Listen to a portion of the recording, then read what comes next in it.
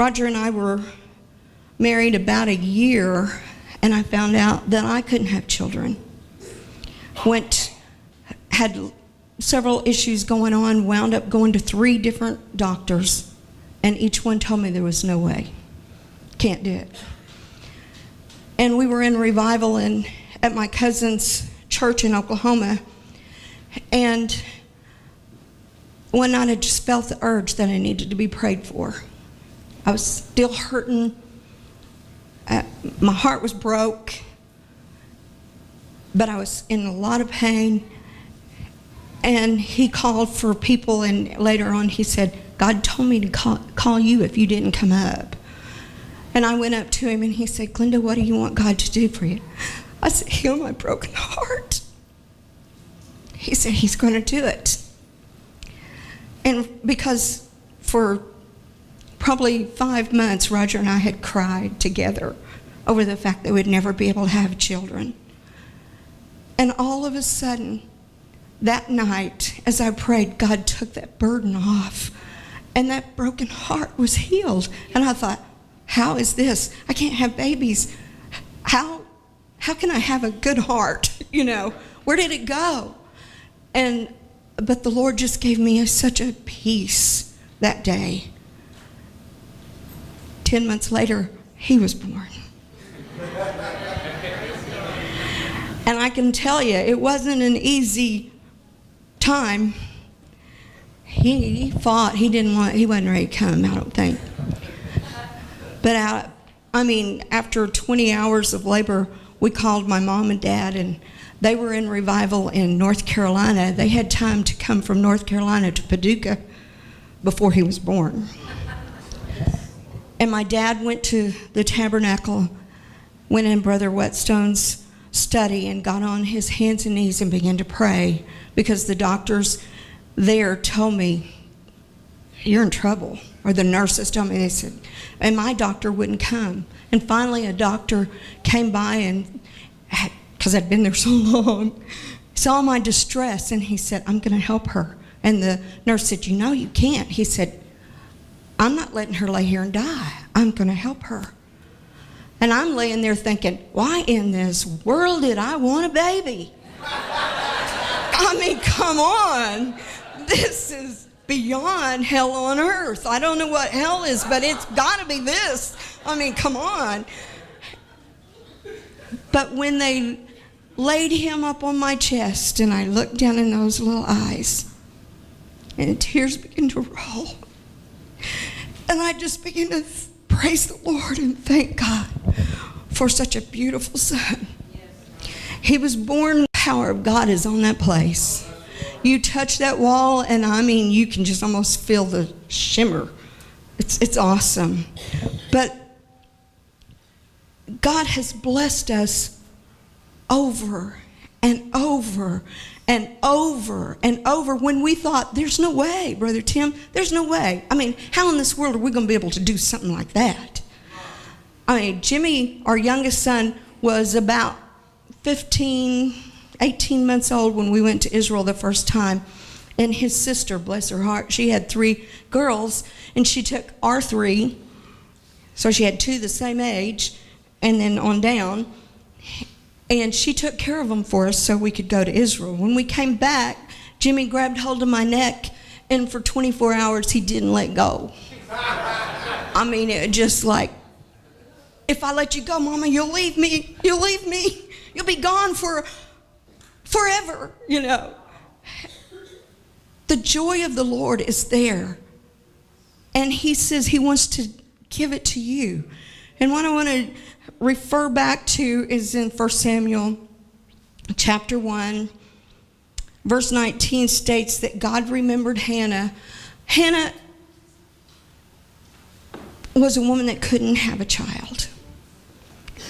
And I know all of you probably know the story, but just remind you a little bit about that, of the miracle working power of God.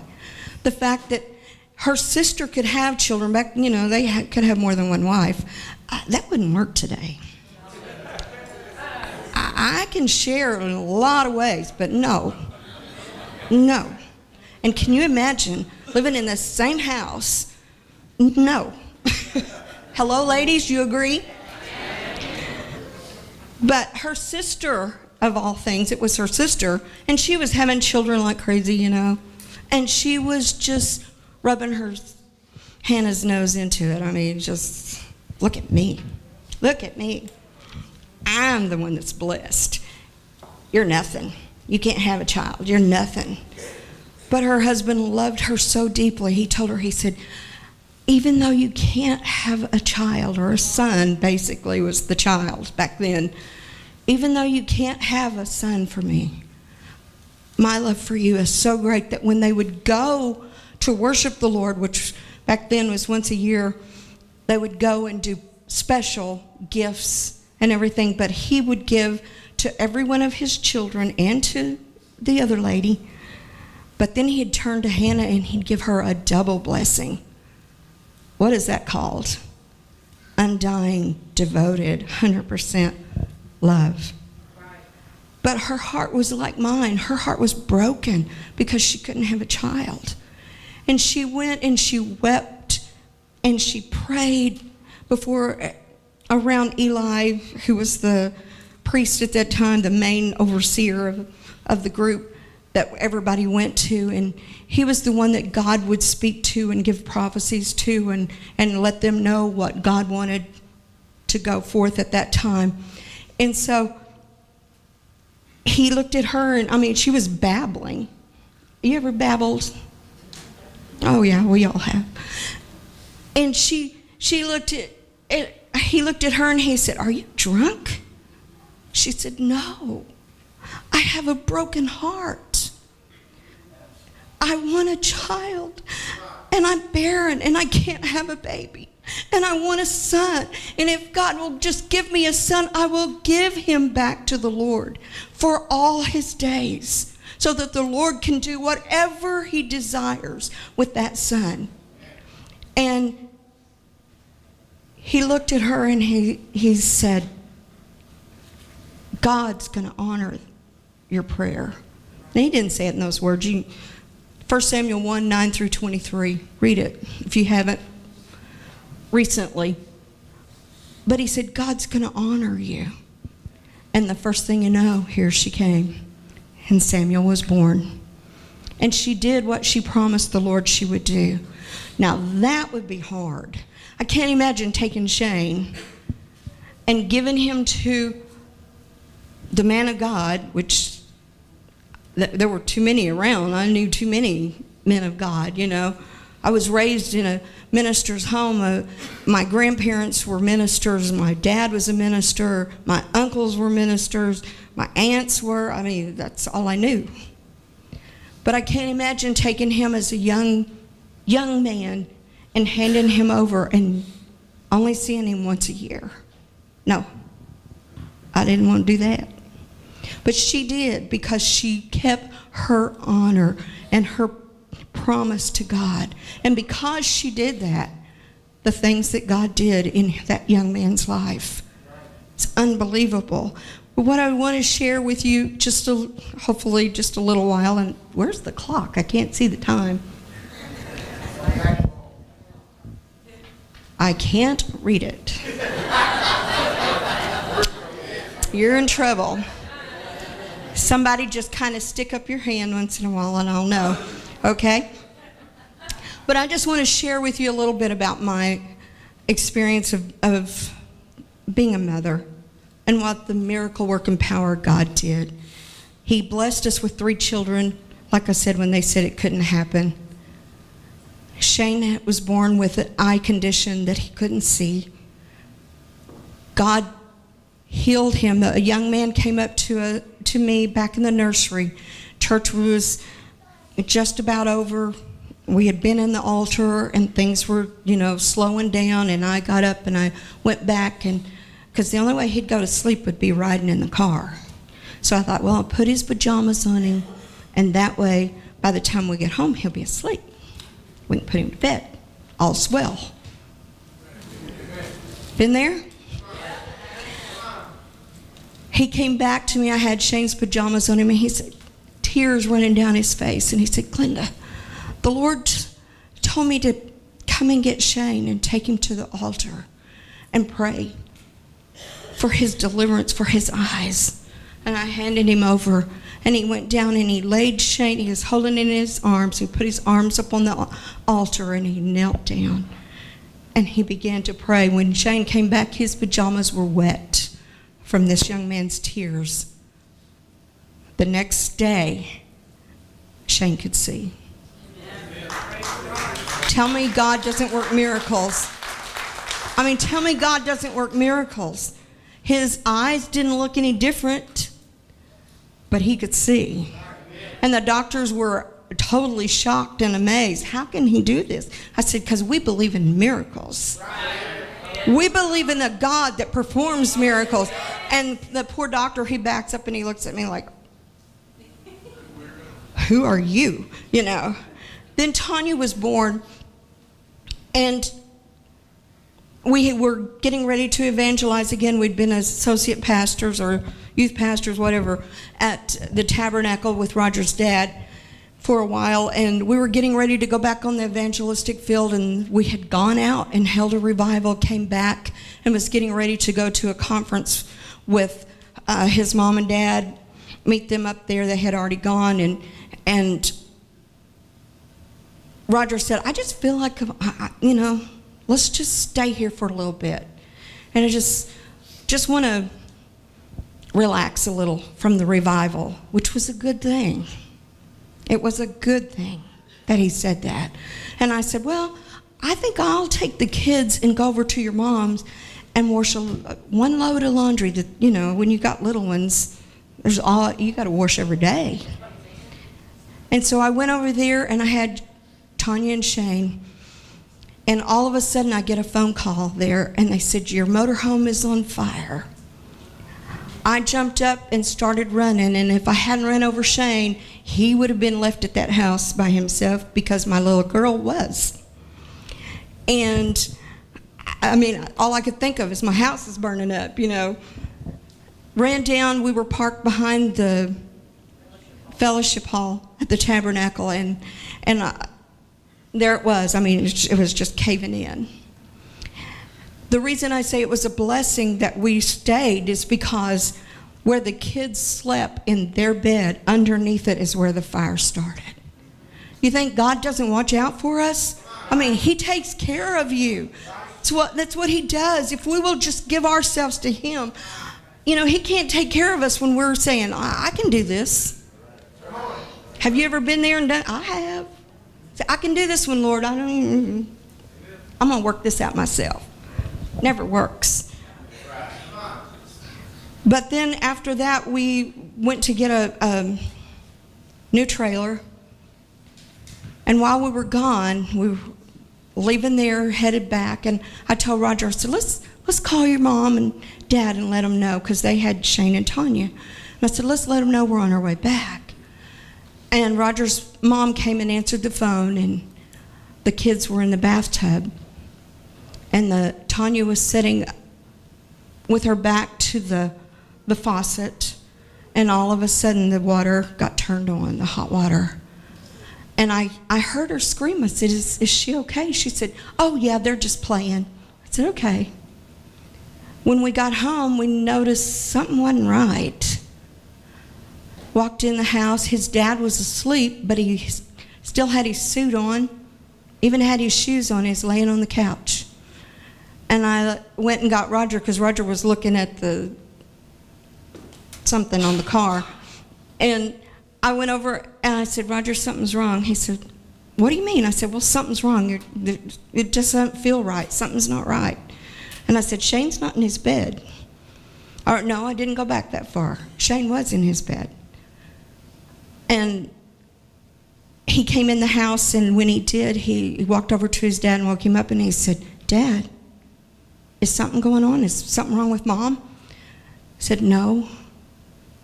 Tanya got hurt. I said, what do you mean she got hurt?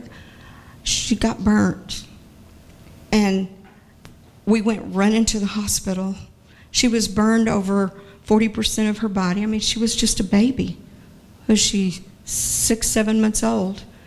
And it had hit her here and ran down her back and that skin had just fallen all the way down. Her arm, one of her legs, not a good experience. You know, it was an accident, totally 100%. But oh my God, my heart stopped. And I thought, dear God, you gave her to me. You got to take care of her.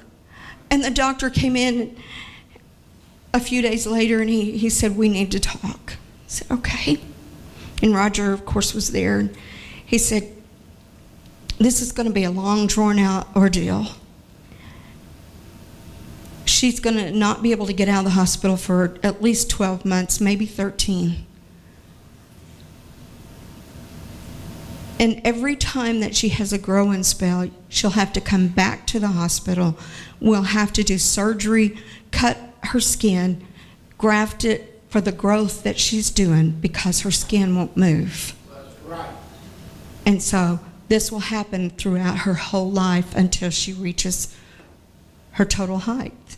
Well, Tanya's about, what, 5'7"? She's a lot taller than her mama. We began to weep and pray. And that was on day 12 when they told us that. The doctor came back on day 13. And he looked at her because there had been a man, and I can't remember who it was, but Roger will, I'm sure, that had been at the tabernacle that night praying for Tanya. Couldn't quit. He just kept praying and kept praying and kept praying, crying out to God on her behalf. And the doctor came in, and I'm sitting there, you know, and he's looking at her back and everything, and he said, oh my goodness, come here, you got to see this, come here. Well, I went over there, and it just looked the same to me, you know. I don't look through doctor's eyes. And he said, you see that? I said, what are you looking at? He said, you see those little tiny red spots? And I said, no. He said, well, I do. You know what that means? I said, no. He said, that means you can go home. Her skin is coming back on its own. He said, now she'll probably have to have surgery one day. Tanya has never had to have surgery. The scars on her elbow and her leg don't show. The place on her back is about that big around, and it's not that bad. Never. He told us, he said, you just keep this gauze on her, this special gauze that they gave us, and anoint her head with oil like you guys are doing, because it's working. He said, man, you got a God on your side, don't you? I said, yes, sir, we do. You know, we walked out of that hospital with tears just rolling and grinning from ear to ear. Never had to go back. I'm telling you what, God is a miracle-working God. He wants to do things for you. And I mean, it's not just for me, it's not just for Roger, it's for each and every child of his. He desires to do for you everything that you have need of. Even the things that seem utterly 100% impossible, they're not impossible with God. God can change people. I mean, it's amazing how God can just cause people to do a turnaround. It's like, that's not the person I used to know. No, they're not supposed to be, because the anointing and the power of God began to work in their life, and when it did, they came up a different person. One more example. Our youngest child. I mean, God put us through the mark with each child. Have you noticed? Jimmy was our youngest. He was in the Army.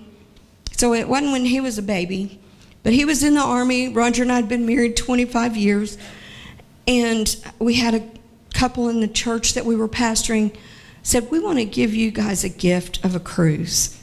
And I'm like, whoa, yes, something I always wanted to do.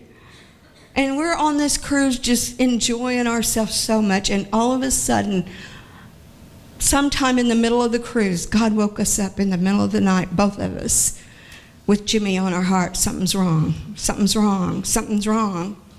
And I mean, it's easy to cry out to God when it's somebody that you know. And when it's your child, it is especially easy. I don't care if he is 19, 20 years old. It don't matter. It doesn't matter if they're 59 years old. I don't have one that old, okay? But it doesn't matter if they were, because that's your baby. That's what Jimmy told one of his... Jimmy's been in the Army now for about 15 years. And that's what he told one of his recruits. One day he said, "Have you talked to your mama?" And he said, "No, I'm in the Army." He said, "Hey, that's your mama. You call her." He said, "No, I'm not calling mama." He said, "Have you wrote her?" "No." He said, "Buddy, let me tell you something. In your mama's eyes, you are always her baby. You're never that grown-up man that you think you are. Let me tell you something, boy. You wouldn't be here today if it wasn't for your mama. And I'm gonna show you some stuff that you haven't never seen if you don't get over there and call your mama now." And he said, "You can't order me around." He said, "You just watch me." He called his mama, which he should have done. Called his mama once a month. Jimmy kept on him. But what happened, we found out later, was Jimmy was doing a practice jumping out of a plane. The kid was scared of heights, and here he is jumping out of planes. "Oh, Mom, I just thought that'd be so neat to do." Okay. And he jumped out of the plane, and his sergeant at that time jumped out too soon and hit Jimmy's, whatever you call it. Yeah, thank you. And when he did, it caused it to collapse. Totally collapse. Jimmy fell over 900 feet. Not where he was supposed to land. He landed in the sand. But they came out with the wagon to pick him up.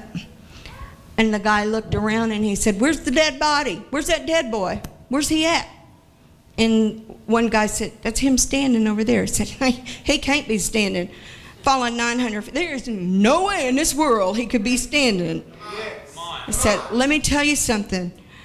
When you've got a God that works and you cry out to him in faith, believing that it's going to happen, it will happen." When Jimmy went to Iraq and spent 15 months in Iraq the last time, I was praying for him, and I told him before he left, I said, "Jimmy, I'm praying a hedge around you." He said, "I know, Mama." And I just keep praying, just keep praying. I said, "I am." And one day I was praying, and all of a sudden I thought, wait a minute. What we keep hearing on the news is people stepping on these things and getting blown up, you know. So I said, "God, take the hedge off and put him in a bubble." So he's protected on the bottom, he's protected on the head, and all the way around. And one time when he called me, I told him, I said, "Jimmy, God's got you in a bubble, and I'm praying for you, and that bubble's going to be with you, buddy, until you come home." And one day he was on some type of exercise, which he doesn't talk that much about what happened, but he was on an exercise, and this young man was starting to do something, and Jimmy said, he said, "Are you scared?" He said, "I'm scared out of my mind." He said, "Come over here and stand close to me. My mom's prayed a bubble around me, and nothing can happen to me. So you get close, you stay close to me. It can't happen to you either, because you'll be in my bubble." We serve a God that is so desiring to do what we need, more than what we need. So many times he does things for us that we don't even realize we need until after the fact that God has provided it for us. How many times has God met a need for you that you didn't realize that you had, and all of a sudden the money's there, or what you need, all of a sudden you walk in and you open the the doors, and there's your food. And you're like, "Man, I don't remember buying that." Hello. Hello. I don't know about you, but I believe in a God that is a miracle working God that will do whatsoever that we need him to do. It's like when I sat down at that piano, I thought, last time I played the piano was the last time I was here. I don't play the piano. I don't know if these crazy fingers will work anymore. I mean, I'm old. And I'm the only one that can say that and get away with it. You know what I mean? But, you know, I mean, he's just the God that works so much. It's like when I think I was 19 years old, my dad decided to become a tent evangelist. We had evangelized